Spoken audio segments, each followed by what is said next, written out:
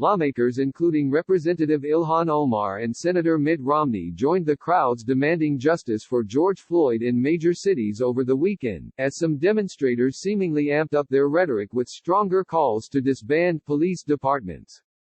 Recent days of American protests have been overwhelmingly peaceful. Still, amid tranquil demonstrations to protest racism and police brutality, signs and chants from many peaceful protesters called to abolish the police, or F the police. The turnout continued around the globe even as U.S. cities lifted curfews imposed amid last week's spasms of arson, assaults and smash and grab raids on businesses.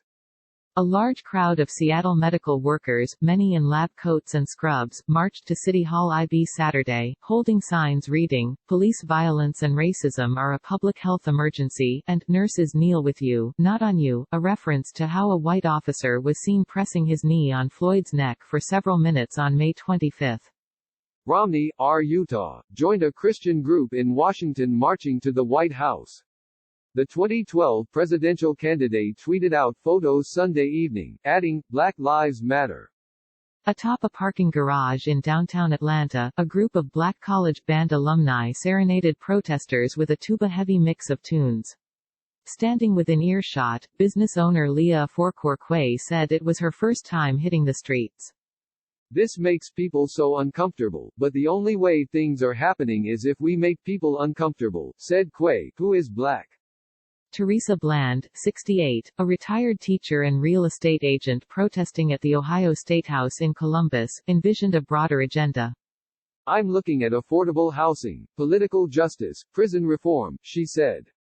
Many activists acknowledged police abolition would not happen right away. The group MPD 150, which was working towards a police-free Minneapolis, argued that such action would be more about strategically reallocating resources, funding, and responsibility away from police and toward community-based models of safety, support, and prevention.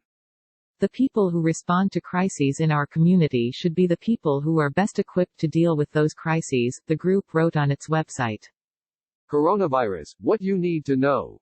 Minneapolis Mayor Jacob Frey told protesters during a Saturday demonstration in the city where Floyd died that he didn't support the full abolition of the police department. The march was peaceful and featured several speakers, including Omar, Min.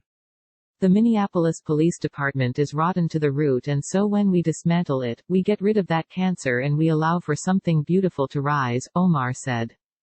The Minneapolis City Council announced on Sunday a veto-proof push to disband the police entirely. Floyd, a 46-year-old out-of-work bouncer, died after a Minneapolis police officer pressed his knee into his neck for almost 10 minutes even after he stopped responding. His death inspired international protests and drawn new attention to the treatment of African Americans by police and the criminal justice system.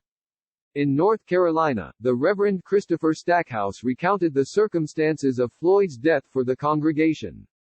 "It took 8 minutes and 46 seconds for him to die," Stackhouse said at the memorial service. "But it took 401 years to put the system in place so nothing would happen." The protests have often turned violent. New York City photographer Kenny Cousins had one of the most viral Black Lives Matter images online demanding young people choose a side for America's future. "It's time for each of us to make a decision. What side of history do you want to be on when the dust finally settles?" he asked on Instagram. Click here for complete coronavirus coverage. The protests also spread to the heartland. Norfolk, Nebraska, is a quiet, conservative and predominantly white city of about 24,000 people where public protests are rare, except for an annual rally against abortion. So, when about 300 people gathered on a busy street corner last weekend to voice their outrage at the May 25 death of Floyd, others took notice. Click here to get the Fox News app. "It was important to do it, especially in the middle of Nebraska," said rally organizer Eduardo Mora, who lived in a neighboring town. "Are we going to wait for a police brutality incident to happen here? We shouldn't wait for there to be a life taken."